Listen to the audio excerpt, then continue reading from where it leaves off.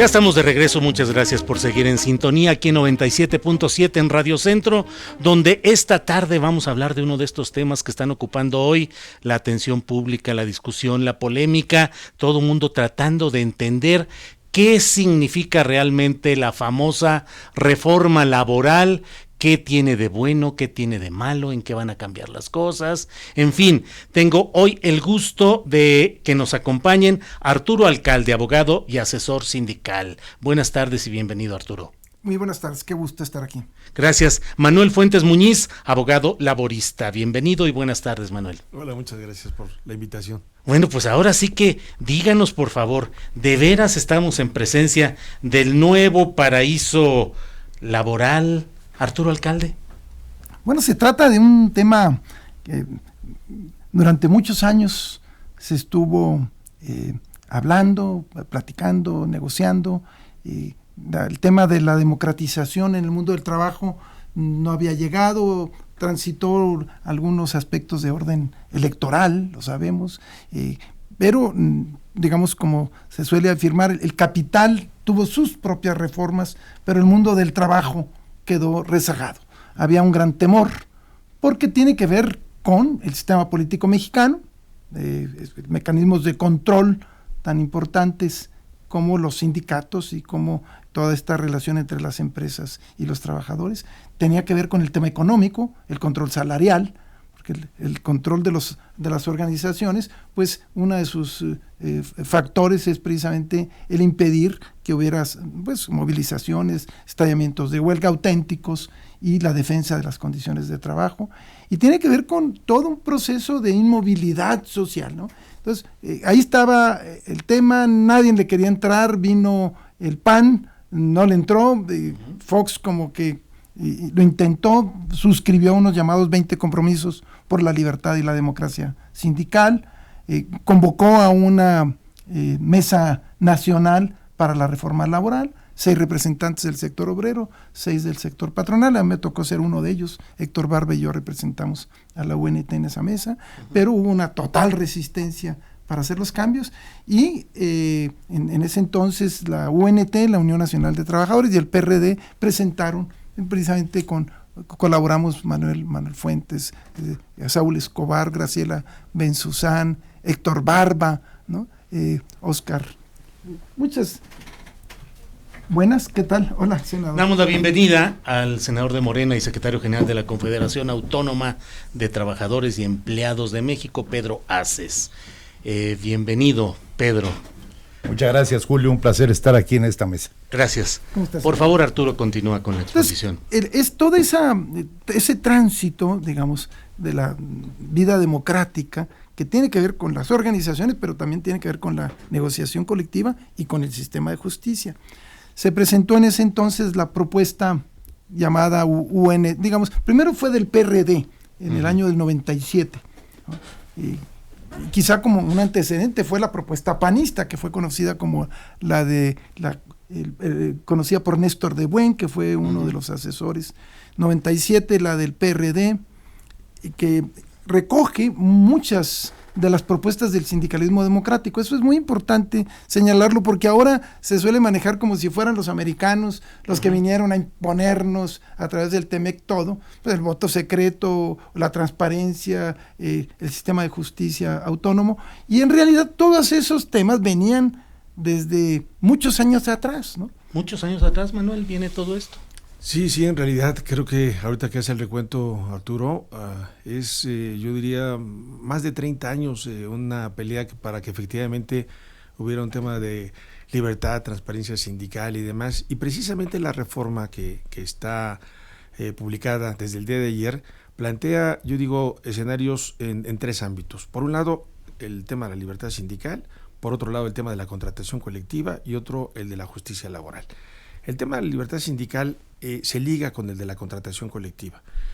A mí me parece que estamos en el albor de la desaparición o la reducción de facultades de los sindicatos y sus dirigentes. Diríamos hasta antes del 1 de mayo, los dirigentes tenían facultades de poder emplazar a huelga, desistirse, llevar a cabo, eran los dueños de la huelga y todo este tipo de situaciones. A partir del 1 de mayo cambia el escenario. ¿Sabes qué? Tu toma de nota ya no sirve para emplazar a huelga. No sirve para poder terminar un conflicto de ninguna naturaleza si no se consulta a los trabajadores. Pero la consulta es calificada, porque no solamente es decir, oye, ¿estás de acuerdo? No, sino que tiene que ser una consulta en la que se cuide la voluntad de los trabajadores. Tiene que ser una voluntad libre, pero también secreta. Pero también se habla ahora de una modalidad muy importante en el tema de la contratación colectiva. A los trabajadores se les debe consultar en forma directa, ya no a través de apoderados legales, delegados, o a través de cartas poder como ocurre en algunos sindicatos, sino que ahora es el derecho de esos trabajadores para eso. Entonces, la verdad es que es un cambio radical. El secretario general queda en segundo lugar y entonces ahora vamos a decir, el gran reto va a ser eso. Si estamos hablando de unos 750,000 contratos colectivos de trabajo en todo el país, si estamos hablando de que solamente el 5% de ellos tienen una vida real, obviamente el reto es enorme. Nadie sabe negociar, los patrones no tienen una estructura para ese efecto y bueno, obviamente aquí viene un reto para ambas partes para poder lograr ese escenario. Y decíamos el tema de la justicia laboral, se quita de la intervención del Poder Ejecutivo los temas de justicia y pasan al Poder Judicial. Ahora, en un escenario de que en las 32 entidades federativas va a pasar al ámbito local y en el ámbito federal va a pasar al Poder Judicial. Ahí hay un gran reto, una preocupación porque el modelo procesal que está planteando es un modelo muy costoso, yo diría 5 veces más que el que tenemos, un modelo de jueces, yo digo copiado del de Estados Unidos en donde está el juez con su toga y toda la cosa y están las partes, y entonces se plantea que el juez tiene que estar personalmente al menos en 2 audiencias. Entonces imagínate, en la Junta Federal de Conciliación y Arbitraje son 80,000 juicios al año. Son 160,000 audiencias. Esto te podría plantear que serían unos 350 jueces los que se requerían para que al menos en un año pudieran resolverse ese tipo de problemática. Ayer en una reunión con el presidente de la República, que estaban dirigentes sindicales, se planteó esta situación. Oiga, estamos preocupados porque la ley está diseñada como para que empiece a operar en 4 años en los tribunales laborales. Y a lo mejor así como vamos con ese presupuesto, en su régimen no se va a instaurar esta reforma laboral. Y entonces el presidente dijo, la vamos a implementar, tenemos dinero, dijo, para llevarla a cabo. Aquí nuestro amigo senador estaba presente y creo que se grabó eso. Y entonces ese acto fue muy importante, porque hay la preocupación de que no haya recursos económicos para implementar esto y se tarde, porque hay varias fases. Una de ellas, a 2 años, estar a más tardar creando este centro de registro sindical y de contratos colectivos de trabajo. Eso es costoso. El tema de los tribunales laborales, ya dijimos, también es costoso y bueno, este nuevo modelo laboral es un verdadero reto el que estamos teniendo. Senador Pedro Aces, senador de Morena, secretario general de una Confederación Autónoma de Trabajadores y Empleados de México. Hay de veras una herida de muerte para el sindicalismo charro, la venta de contratos de protección, la práctica de la simulación de representar a los trabajadores. ¿De veras se va a llegar a eso o estamos en la letra legal que con frecuencia en nuestro México se queda solamente ahí? Julio, primero que nada, muchas gracias por esta oportunidad de platicar contigo y platicar con 2 grandes expertos en la materia. Mira, yo estoy muy contento y soy dirigente obrero hace muchos años. Fundo la CATEM hace 8 con muchos líderes sindicales, hoy llegamos ya a 1,170 sindicatos en el país y somos la modernidad sindical, por ello estamos felices. Tuvo que haber llegado el presidente López Obrador, tuvo que haber llegado Morena al Congreso para que esto se pudiera lograr, porque no había voluntad. Había un corporativismo anteriormente que iba de la mano de su gobierno. Ayer, como decía nuestro compañero y amigo, pues hubo una gran comida donde se invitó hoy a todos los líderes sindicales. Hay algunos que no quisieron ir, pero fuimos muchos que en otras épocas no se nos invitaba. ¿Quiénes no quisieron ir? Pues no sé quiénes no quisieron ir, fueron varios que se quedaron ahí, 2, 3 asientos vacíos, pero bueno, son como las llamadas a misa, las invitaciones, ¿no? Va el que quiere y el que quiere no. Pero para muchos, para un 80% de los que estábamos ahí departiendo el pan y la sal con el presidente, pues fue una emoción estar en Palacio Nacional comiendo con él, porque antes no se permitía. Hoy los trabajadores, como lo he dicho en todo el país, ya nos quitamos los grilletes. hoy tenemos libertad, hoy somos tomados en cuenta, hoy los dirigentes, como también quien me antecedió en la palabra lo mencionaba, van a ser segunda parte. Hoy el trabajador tiene que estar en todo momento de acuerdo, en un emplazamiento, en lo que se vaya a hacer. Es el momento de los trabajadores, pero no podemos olvidar una cosa muy importante, que entra a México una libertad más no un libertinaje. Tenemos que ser muy respetuosos. Tenemos que apoyar también al sector empresarial. ¿Por qué? Pues porque no podemos patear la gallina de los huevos de oro. Es quien nos da el empleo. Entonces tenemos que ser respetuosos del sector empresarial, tenemos que ser respetuosos de las instituciones, como también lo dijeron en esta mesa. El presidente ayer dijo, contamos con los recursos para que esto se dé muy pronto. Y eso quedó grabado y más estamos orgullosos y contentos. Ayer no solo celebramos el 1 de mayo, esa gesta histórica que hicieron en Chicago, en Cananea, en Río Blanco, no. Ayer celebramos que a una cuarta transformación de un país llega una libertad para todos los trabajadores mexicanos y un camino laboral muy puntual que va a haber ahora de respeto hacia las instituciones, donde vamos a tener que ir codo a codo con el empresario y que sobre todo esta ley, el mayor propósito que tiene, que también como lo dijo Arturo, que lo escuché, México es un país libre y soberano, nadie nos obligó a hacer esta reforma de ley. Nosotros somos, y ahí está el 372, que es claro, no se permiten en las directivas de los sindicatos tener extranjeros, o sea, somos muy respetuosos de sus países, pero ellos también tienen que ser muy respetuosos del nuestro. Pedro, ¿ninguna crítica? Tú, digo, con todo respeto, como dicen ahora los clásicos, pero lo que nos dices es un poco como lo que he escuchado mucho tiempo atrás con líderes obreros que elogian desmesuradamente al presidente de la República en turno. Del gracias, señor presidente, en las mantas, podemos pasar al gracias, señor presidente, en el discurso. Y esto del equilibrio del obrero y el patrono, pues ha sido siempre la bandera de los anteriores dirigentes. Yo creo que anteriormente lo que había siempre era un contrato de protección que hoy se tienen que acabar. Ya no es posible que tengas una empresa de un ramo con el sindicato de otro. Yo he visto que me asombra de ver hospitales que tienen empresas de un sindicato de panaderías. Entonces ya no se puede estarle dándole una lana al líder sindical, ¿sí? Y firmando contratos de protección en lo obscurito, que son los que te llevan a muchos temas, a los despidos injustificados, que te llevan a ese mal llamado outsourcing, que te llevan a muchas cuestiones que hoy, con estos más de 400 puntos que se les metió mano en esta reforma, pues vamos a enderezar el barco laboral de México. Arturo Alcalde, ¿qué riesgos le ves a todo este proceso que, como te decía con la pregunta inicial, pareciera que entramos al paraíso laboral, pero qué riesgos hay?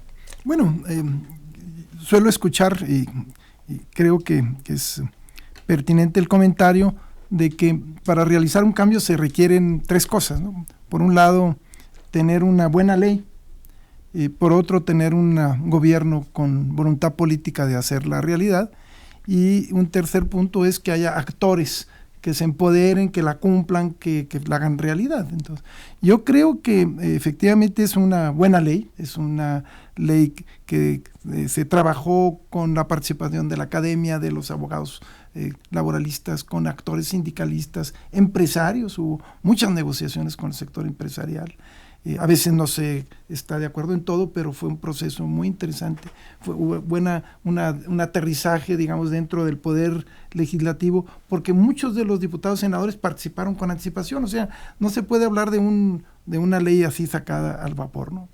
Comentábamos que ya desde el año del 97 ya se venían trabajando esos mismos puntos y esas mismas redacciones, curiosamente. Tenemos efectivamente por parte del gobierno, creo, una voluntad política para hacerla cumplir, ¿eh? Ahí es bastante clara la disposición, porque el gobierno no solamente le entró al tema de la democratización en el apartado A, sino se fue por el lado del régimen burocrático en unas iniciativas planteadas por el senador, y creo que eso fue muy impresionante en términos del proceso de democratización. Ahora, creo que a nivel del funcionamiento, y esto lo señalaba también Manuel, ya la operación concreta, la instrumentación, ahí tiene pues dificultades, porque bien sabemos que en un escenario de austeridad republicana se van a necesitar recursos para hacer la realidad.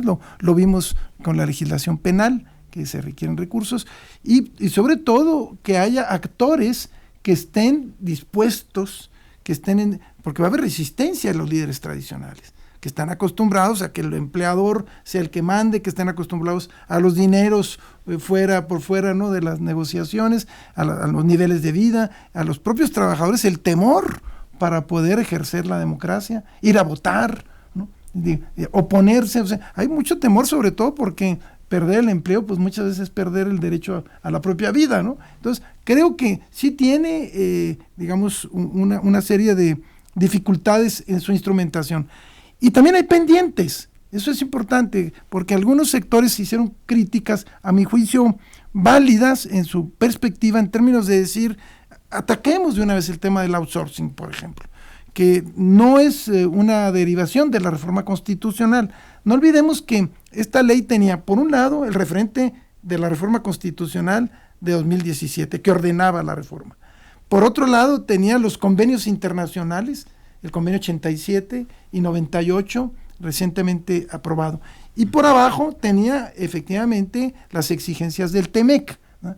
Entonces se trataba de un proceso con un paquete histórico. A mí me parece, yo por eso estoy encantado, la verdad, muy feliz con este proceso, porque cuando menos a nivel de la ley, muchas de las ideas que tuvimos durante tantos años están hoy reflejadas en esa letra. Ahora, el punto es que hay pendientes, el tema del outsourcing, por ejemplo, creo que necesitamos ponernos de acuerdo, es un tema complejo, hay quien sostiene que hay que desaparecerlo, ya me parece un poco irreal, ¿no?, desaparecer el outsourcing, porque es un mecanismo, pues, de sistema de producción, producto de las nuevas metodologías, y en fin, de tal manera que hay que ponernos de acuerdo, y creo que hay voluntad política de entrarle a ese tema, como a muchos otros que van a tener que ajustarse en una ley de estas dimensiones tan amplias. En lo inmediato, Manuel Fuentes, ¿qué va a pasar con el litigio, con la defensa de los intereses de los trabajadores en este nuevo esquema? Bueno, en lo inmediato, los trabajadores que están ahora despedidos van a despedir mañana y demás, van a tener que sufrir todavía juntas de conciliación y arbitraje. Esperemos que no sea por mucho tiempo, pero lo que ha ocurrido es que llegó este gobierno y redujo presupuestos a la Junta Local de Conciliación y Arbitraje, a la Junta Federal. En todo el país hay un tema de una situación lamentable de estas juntas de conciliación y arbitraje. Quisiéramos que se le metiera más presupuesto también a las actuales juntas para que vamos a decir, acumulación de juicios no sea tanto. Hemos visto que en estas semanas y demás se han incrementado los despidos desde gobierno, desde empresas privadas y demás, y entonces decimos, bueno, ¿cuándo se van a instalar estos tribunales laborales? Son varios retos. Hace un momento preguntabas cuáles serían las asignaturas pendientes. Obviamente no es una ley perfecta. Yo diría que, en efecto, ahorita Arturo que recordaba aquellos tiempos, yo hago cuentas que estábamos hace como 30 años con Graciela Benzún, Saúl Escobar y otros más, Óscar Alzaga, que estábamos planteando proyectos de cómo podía ser la ley, y en efecto esto es la suma de muchos sindicalistas y demás que arriban a esto. Pero sí, hay temas cuestionados, por ejemplo, en el tema del outsourcing, porque es como una cuestión de dinamita para la libertad sindical. Mientras esto no desaparezca, los trabajadores tendrán una serie de prestaciones reducidas, pero sobre todo una eventualidad que siempre mina el tema sindical. Ahora se calcula que el 60% de las contrataciones de hoy van a outsourcing, y ese tema se tiene que reglamentar, ver de qué manera parar este tipo de situaciones, porque son muy graves. Hay algunas críticas, por ejemplo, al modelo procesal. Actualmente los trabajadores, cuando presentan una demanda, no se les exige que haya pruebas. Ahora se le plantea que tiene que ofrecer pruebas, y bueno, hay algunos trabajadores que no tienen esa posibilidad. Por ejemplo, trabajadoras del hogar que no tienen una contratación, ¿qué tipo de pruebas puedan ofrecer? Uno alega despido, después la parte demandada alega que que no hay relación laboral. Hay complicaciones que habría que afinar.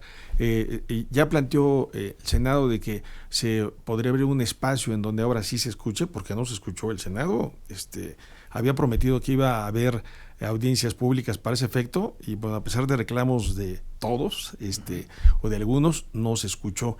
En la Cámara de Diputados hubo simulación de audiencias públicas porque no fue temática, no fue para analizar caso por caso, había mucha prisa. Y en ese sentido, cuando hay un tema de acuerdos comerciales, bueno, esta es una ley muy importante.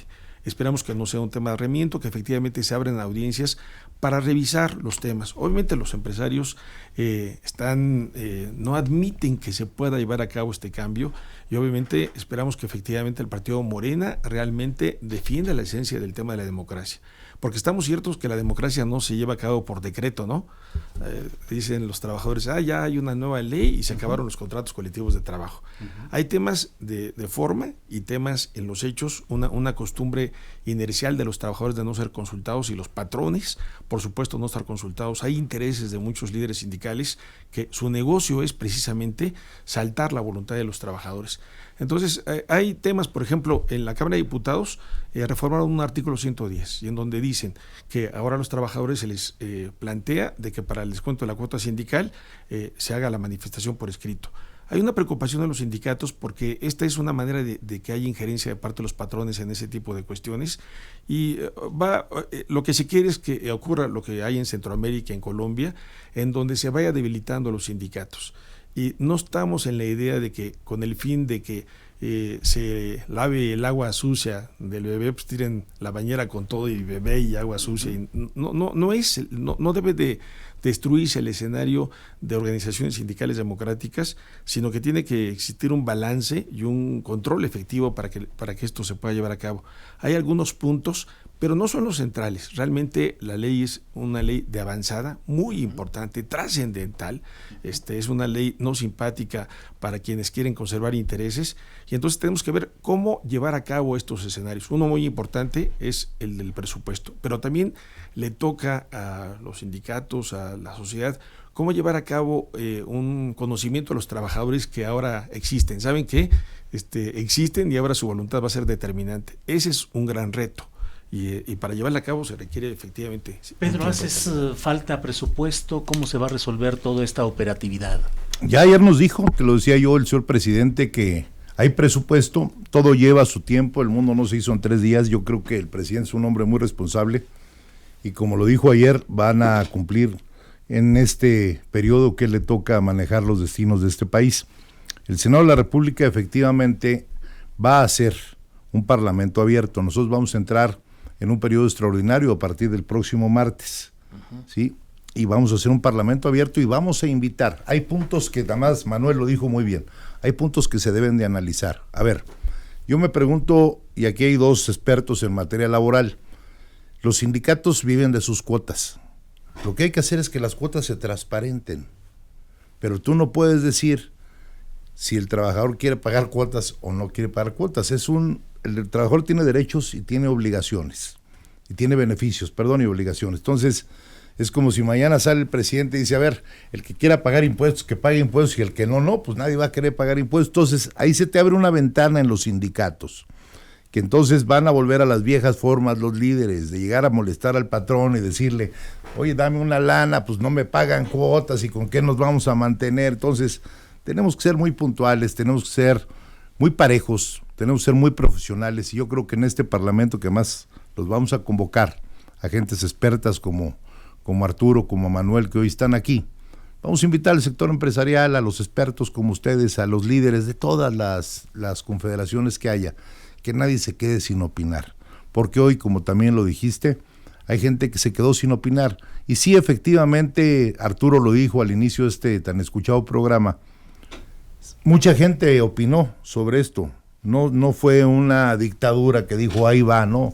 Se les dio oportunidad, y después también, como haya sido, pero también en Cámara de Diputados, yo creo que la Comisión del Trabajo hizo su trabajo. A lo mejor no fue tan profesional o tan profundo como quisiéramos, pero sí abrieron las puertas de la Cámara de Diputados. Entonces, Julio, estamos marcando también en esta legislatura una democracia que antes no se hacía. Ahora el trabajador y el empresario tenemos que ser suma de voluntades encontradas en torno a un propósito mismo, que es el beneficio general y que a México le vaya bien.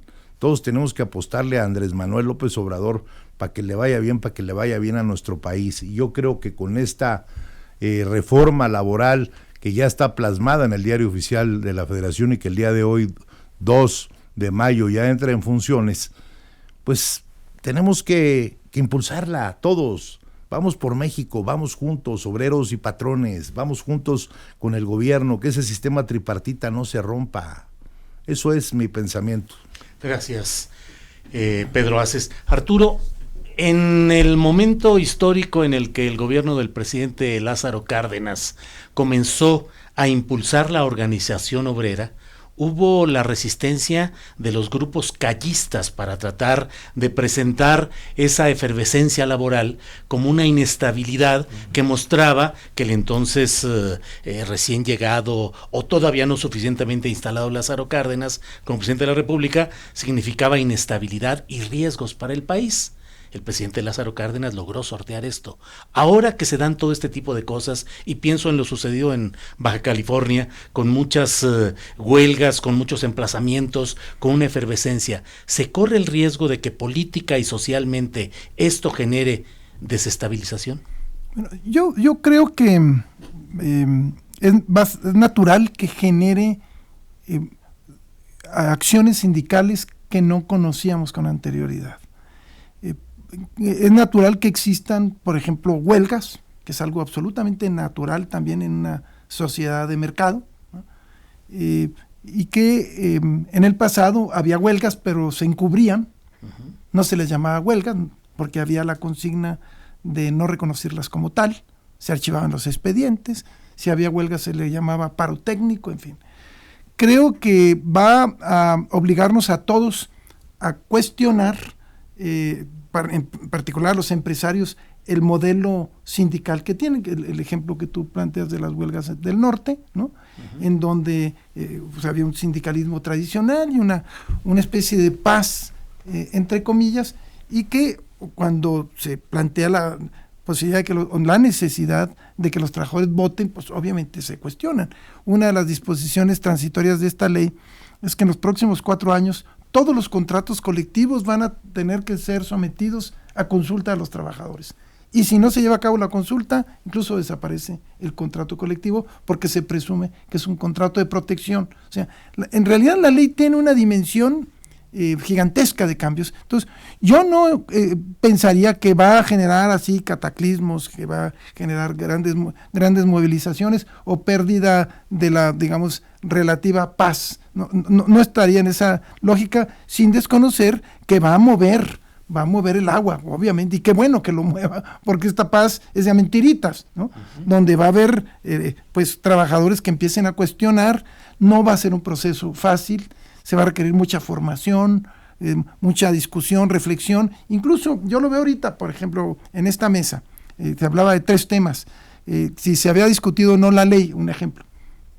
Yo creo que la ley se discutió mucho, tenemos 20 años discutiéndola, pues, pero cada artículo entonces cuando se dice es que en el Senado no hubo discusión, no, es que fue antes del Senado, el Senado fue el aterrizaje de esa ley.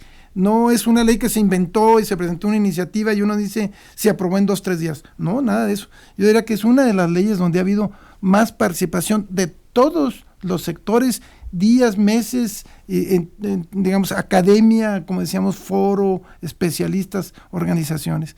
Hay temas interesantes como el que planteaba Manuel relacionado con temas procesales, hay que reflexionarlos, pero también la otra cara. Yo lo he comentado mucho con Manuel y digo, efectivamente se puso la regla de que los trabajadores deben presentar sus demandas junto con pruebas, porque hay una super regla que se planteó ahora, y es que los patrones tienen la carga de la prueba en un fenómeno que se da en el 80% de los juicios. Los patrones en México te corren, te niegan el despido, te ofrecen el trabajo y te vuelven a correr. Y la Corte ha dicho, si te ofrecen el trabajo, la carga de la prueba es del trabajador. Bueno, pues ahora en esta ley se pone que es carga de la prueba del patrón. Y eso, digamos, cambia totalmente las reglas del juego. Pero esa es la otra cara. O el tema de las cuotas. Se afirma que ahora el trabajador va a necesitar firmar para la autorización para que se les cuente cuotas. No, esa era la petición del sector empresarial. Pero lo que finalmente resolvió, digamos, el Senado, fue que no se aceptó la posición empresarial y se dijo, si los trabajadores no están de acuerdo en pagar cuotas, lo cual implica renunciar al sindicato, ¿verdad?, pues tienen el derecho de hacerlo, porque eso es así. Ya hoy en esta ley quedó claro que la cláusula de exclusión por separación está prohibida. Incluso así lo dice la ley. Porque así lo decía la jurisprudencia, porque lo han dicho la propia Organización Internacional del Trabajo, y hoy es libre, efectivamente para muchos sindicatos es preocupante. Esto es el trabajador puede escribir y decir, a partir de hoy ya no pertenezco, y no tiene ninguna consecuencia. Esa es consecuencia, digamos, es una derivación de la libertad sindical. Entonces, yo creo, pues, en resumen, que yo no veo un escenario catastrófico. El fenómeno de Tamaulipeco finalmente fue muy local, estuvo en un escenario de descuido y además de condiciones de trabajo, a mí me parece muy injustas, que obviamente pues potencialmente provocan problemas cuando cualquier persona, luego le imputan a una abogada, me parece que fue totalmente desproporcionado, ¿no? Pudo haber sido, fue el propio aumento del salario mínimo, provoca inquietud, pero no nos preocupemos por esas inquietudes, preocupémonos más por la falsedad de una paz que luego de repente emerge, digamos, como un volcán, ¿no?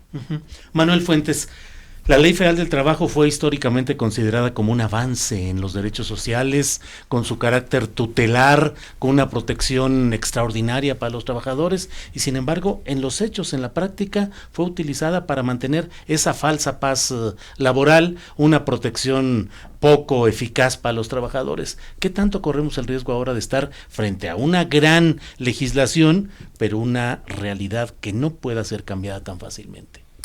Sí, es cierto. Fíjate que a mí me ha tocado muchas ocasiones estar dando cursos a trabajadores y les digo la libertad sindical, la formación de sindicatos, el derecho a ser reinstalado y demás.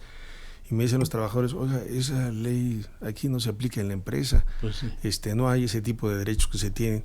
Y a mí me parece que la clave tiene que ver en muchos escenarios, en la eficacia de las instituciones que se van a crear. Actualmente un trabajador que es despedido, pues a lo mejor tiene con suerte una respuesta en 6, 7, 8 años. La reforma pretende que haya una respuesta al menos más rápida, se plantea que ojalá que no rebase el año, pero eso depende mucho de los recursos que se vayan a meter en este escenario, pero también depende de las organizaciones en general que puedan realmente reclamar que sea instituciones con eficacia. Realmente las instituciones están llenas de telarañas porque lo que dice la ley no se cumple, y el reto ahora es que efectivamente se pueda cumplir, y creo que es una responsabilidad de todos, de empresarios, sindicatos, autoridades. Los empresarios les toca dar más información, ser más transparentes, ayudar en las negociaciones, lo que decía Pedro en ese sentido, buscar los equilibrios para que se pueda incrementar el salario, pero también mantener las fuentes de trabajo. Y ahí hay la obligación tanto de empresas como de dirigentes sindicales de que el convenio que se va a poner a voto secreto sea realmente informado y que los trabajadores estén en ese proceso, porque si no se les informa, pues obviamente van a votar en contra de ello, y yo sí estoy de acuerdo con Arturo de que no va a haber un tema de alteración, pero sí los trabajadores son informados y los dirigentes sindicales cumplen con su cometido de estar cerca de los trabajadores, no va a haber ningún problema. Si no, pues ese tipo de dirigentes pues se van a acabar y van a venir trabajadores que van a tomar las cosas en sus manos. Y fíjate que los trabajadores yo veo que quieren a sus empresas, cuidan a sus empresas, y entonces a mí me parece que esperamos un aspecto positivo, pero también de esperanza que los trabajadores retomen en sus manos los instrumentos sindicales y que puedan mejorar las condiciones de trabajo. Hay una situación vergonzosa que seamos de los más bajos salarios en el mundo, y lo que pretende esta reforma no solamente es que sea democracia y todos puedan votar, sino que mejoren las condiciones de trabajo de todos y cada uno de ellos. Pedro, ¿cuál es la imagen que se tiene del dirigente sindical o de los sindicatos en México? La peor. La peor. Desafortunadamente la peor, y nos lo hemos ganado con creces. Sí, porque el trabajador cada vez en situaciones más precarias, y vemos algunos líderes sindicales que son multimillonarios a las causas de los trabajadores y con todo lo que le roban a los patrones. Y eso ya se va a acabar con estas leyes. Mira, yo en mi caso muy particular, yo llegué al sindicalismo hace 21 años siendo hijo de un empresario que fue hasta presidente de una cámara patronal. Y me metí esto porque me gusta, soy luchador social toda mi vida. Me metí esto no por necesidad, me metí porque me gustan, no me gustan las injusticias, y veía yo muchas injusticias tanto para el patrón como para el trabajador. Y me ha dado muy buenos resultados el haber conocido, ver a un padre que se levantaba todos los días preocupado por cómo se iban a pagar las nóminas, cómo se iban a pagar los impuestos, ¿cómo ibas a pagar una renta? Entonces tú imagínate el desprestigio que tiene el sindicalismo cuando un empresario paga rentas, paga todo lo que debe de cubrir sus contribuciones generales, paga seguro social, les paga bien a los trabajadores en tiempo y forma, y además tienes que soportar a un líder sindical que llega mes a mes a extorsionarte por una lana. ¿Con qué derecho? ¿Cómo están las cosas, Manuel Fuentes? ¿Qué imagen tiene México de los líderes sindicales? Sí, la verdad es que es pésima en efecto. Sí, el líder sindical es igual a delincuente, el líder sindical es igual a fraude, el líder sindical es igual a una combinación con el patrón, pero la verdad es que también habría que entender de que no hay líderes sindicales, sino muchos de ellos son empleados del patrón. Uh-huh. Yo lo que he dicho, que los patrones son los que hacen los contratos colectivos de trabajo. Uh-huh. Ellos forman un sindicato, un empleado de ellos hace ver las veces de secretario general, firman el contrato colectivo de trabajo, y en realidad no hay dirigentes sindicales, no hay sindicatos. Uh-huh. Y entonces, pero hay otro tipo de dirigentes sindicales que son los que emplazan a huelga, los que han usado grupos de choque incluso.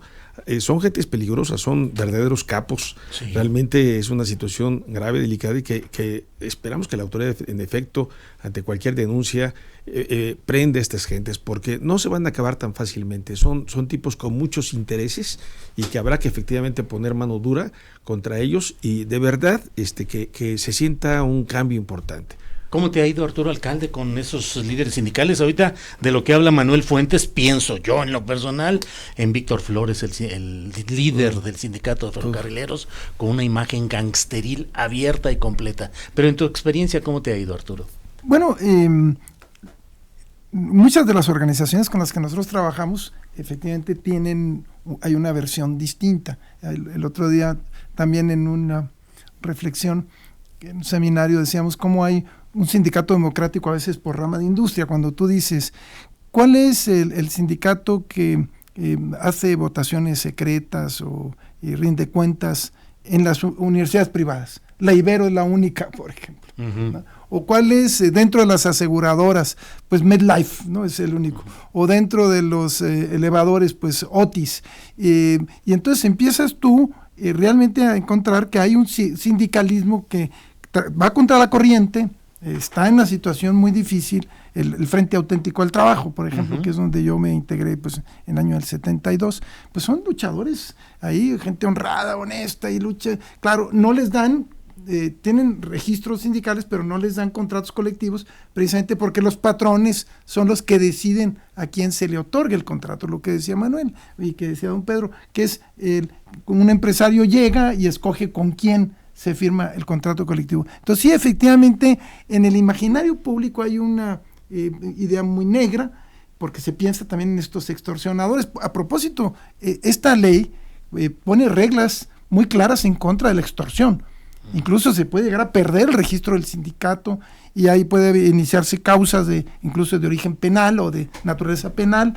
O sea, se ponen límites para que haya legitimidad en todos los procesos. No uh-huh, todos son derechos de los trabajadores, porque hubo exigencias legítimas del sector empresarial en el sentido de que se garantizara que todos estos extorsionadores que andan por la calle, uh-huh, sí, ahí emplazando a huelga, llegan y me das tanto dinero y te echan, y son golpeadores de temer. Va a ser un problema serio, porque efectivamente son complicidades. Muchos son cómplices de los abogados empresariales, uh-huh, que los utilizan en algunos lados en su beneficio y luego en otros se quejan de ellos. Uh-huh. A veces son cómplices de algunas autoridades, no de todas, porque uh-huh, generalizar es injusto.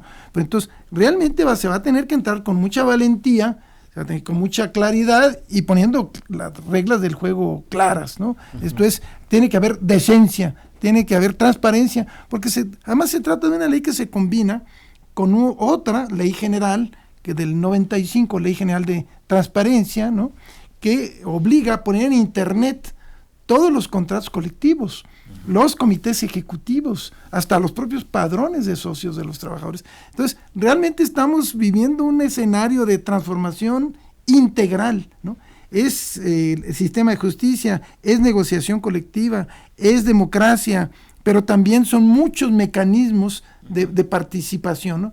Y si a eso le agregamos al régimen burocrático, que era un paquete pues no esperado, ¿verdad?, pero que es importantísimo, porque genera un efecto imitación, ¿verdad? Donde ahora ya la FETSE no aparece en la Ley Federal de los Trabajadores de Servicio del Estado. Y yo recuerdo, todavía en el caso del sindicato del DIF, que nosotros éramos abogados, y la FETSE les dijo, si ustedes llevan a cabo voto secreto, desconocemos al comité ejecutivo. ¿Por qué? Porque es motivo de inestabilidad, o sea, era el único en aquel tiempo. Claro. Y ahora todos van a tener que llevar a cabo votaciones, no solamente secretas, sino también directas. Imagínate nomás la cosa tan impresionante. O sea, claro. Eso le empodera a los trabajadores.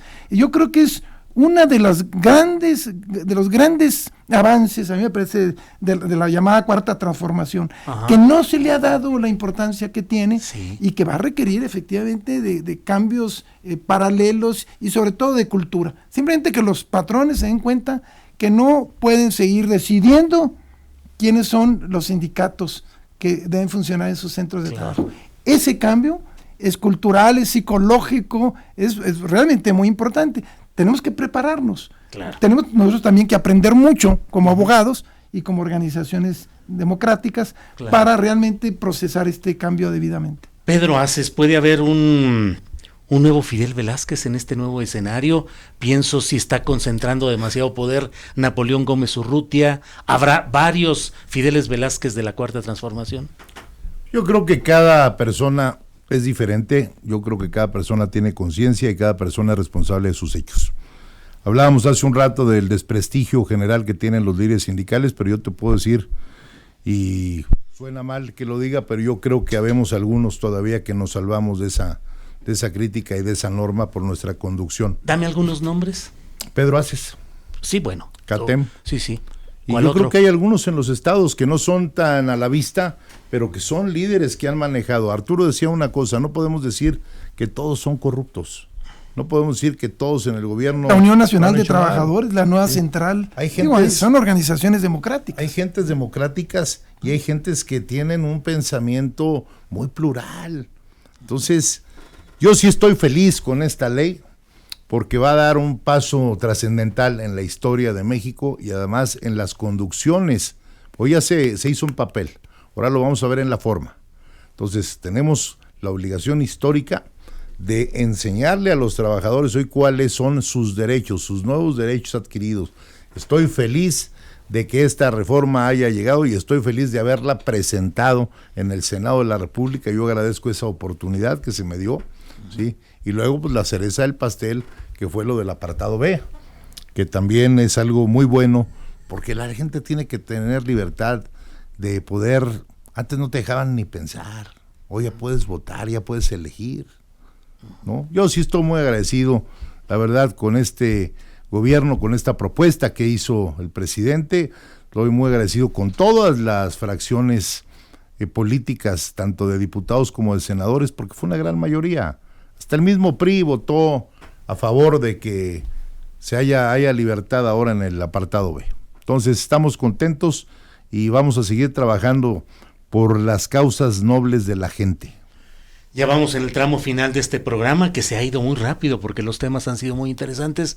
Manuel Fuentes, ¿feliz también tú? ¿Feliz de lo que está sucediendo, no solo en lo laboral, sino en lo general de este momento que vive el país? Bueno, dijéramos feliz moderadamente, porque moderadamente feliz. Me asomo a la ventana y todavía hay problemas muy fuertes. Realmente el tema de los despidos constantes que ocurren ahora y ese tema tan complicado de los tribunales de hoy todavía, ¿cuánto tiempo lo vamos a soportar? Porque realmente estar en esos tribunales es un verdadero infierno, porque son 2 o 3 horas de espera, juicios que se van prolongando y demás, pero me parece que con esperanza que efectivamente pueda haber cambios. Yo creo que el haber escuchado ayer estábamos precisamente y escuchamos cuando dijo el presidente, si hay dinero, vamos a dar los recursos necesarios en ese sentido, y hay esperanza. Y entonces, en efecto, los cambios se pueden hacer, pero no todo debe venir del gobierno, porque del gobierno no se puede esperar que de allí nazca el tema de la democracia sindical. Es una labor de todos los que estamos metidos en la preocupación del tema laboral, desde los trabajadores capacitarse, conocer sus derechos, haber una difusión importante de la ley, que sepan los trabajadores de esta situación. Pero a mí me parece que hay que afinar mejor la ley para que haya una respuesta muy rápida cuando haya un despido. para que efectivamente el trabajador sepa que se le va a atender muy rápido, muy inmediatamente. A mí me parece que la forma como está puesta no resuelve un problema así. Y habría que efectivamente discutir, que efectivamente se abren escenarios de discusión y realmente sí seamos escuchados. Porque, por ejemplo, lo que se dijo en la Cámara de Diputados, ninguna de las cuestiones que se dijeron ahí quedaron plasmadas en la ley, nada. Uh-huh. Y entonces obviamente decimos, sí es importante que se abra un proceso en donde podamos mejorar esta ley, pero obviamente también hay barruntos en donde quieren que la ley se le quiten los aspectos positivos, y en ese sentido debe haber mucha claridad en los legisladores de que no se vote nada más por votar, sino que efectivamente se entienda que puede tener implicaciones muy fuertes para los trabajadores. Gracias, Manuel Fuentes. Hay varias preguntas que ojalá podamos ya en los minutitos muy pocos que nos quedan. A Arturo Alcalde nos preguntan ¿qué va a pasar con el outsourcing? Por favor que desaparezca. Quiero saber qué ha pasado, nos dicen Doris Arenas y Máximo Bobadilla Ríos. ¿Qué va a pasar con el outsourcing? Yo creo que es un tema pendiente que hay que afrontar de inmediato. El Congreso de la Unión, ambas cámaras han comprometido a generar una reflexión inmediata. Creo que hay disposiciones en la ley actual que no se cumplen, en el 15A, 15B, 15C, que establece una serie de principios y que fueron producto de la reforma de 2012. Yo creo que necesitamos establecer, pues más que no desaparecerlo es me parece un exceso, porque, por ejemplo, una empresa que necesita un ingeniero altamente especializado y que no lo puede tener de manera permanente, pues lo subcontrata de otra empresa que lo provee, ¿no? Uh-huh. Eso sucede en todo el mundo y en todos los procesos. Pero entonces, es un tema todavía pendiente. Es un tema pendiente y yo creo que hay que efectivamente entrarle. No puede quedar de manera indefinida en esa situación. Hay muchos abusos, los abusos son increíbles. Esta ley ya adelanta algunos avances, por ejemplo, prohíbe el que se registre a los trabajadores con un salario menor al que verdaderamente perciben, porque hoy lo que hacen muchas empresas de outsourcing, a las 10 de la mañana te aparece un salario y a las 11 de la mañana otro. Claro. También prohíbe cualquier acto de simulación, o sea, realmente la reforma es tan grande y por eso hay que conocerla con detalle, que ya dio avances importantes en lo que se refiere a las empresas de peor calidad en el terreno del outsourcing. Bien. Y por cierto, en lo que se refiere, nomás quería decir sobre los sindicatos buenos, miren, sería interesante hacer un recorrido. Veamos las ramas de industria, pilotos aviadores, ASPA, sobrecargos, podemos ver las distintas organizaciones de la Unión Nacional de Trabajadores en nucleares, en trabajadores de servicios, en fin, hay realmente, digamos, creo que es importante reconocer que hay un sindicalismo. Rescatar, ¿no? Esa parte. Sí, porque eso nos sirve de un buen ejemplo. Claro. Esos son sindicatos que vienen toda la vida practicando la democracia y por eso tienen mejores condiciones de trabajo que el resto. Pedro, para cerrar ya, por favor, Pedro Aces, hay una pregunta que me dicen, pregunta a los invitados qué opinan acerca de los vigilantes de seguridad privada que no se les da seguro social, vacaciones, como ningún tipo de prestaciones. Estamos en el sindicato a la orden, sí, que nos busquen para atenderlos en San Marcos 105, ahí tenemos mucho trabajo y mucha gente atendiendo todos los días a todos los trabajadores del área de limpieza y de seguridad privada, que son muchos de los que utilizan para ese mal llamado outsourcing, y concuerdo con Arturo que hay que regularlo, no desaparecerlo, regularlo. Bien, pues les agradezco mucho la posibilidad de tener sus doctas opiniones con una gran experiencia. Arturo Alcalde, muchas gracias. El librito de hay un librito, Derecho Colectivo Burocrático, escrito por Alma Rubí Villarreal Reyes, prólogo de Margarita Beatriz Luna Ramos. Quienes llamen al 52 59 11 97, hay 4 o 5 ejemplares a distribuir. Muchas gracias. Gracias, Arturo, por estar aquí. Gracias. Gracias, Manuel Fuentes. Muchas gracias. Gracias, Pedro Aces. Gracias, Julio. Muy amables todos. Gracias. Hacemos una pausa y volvemos.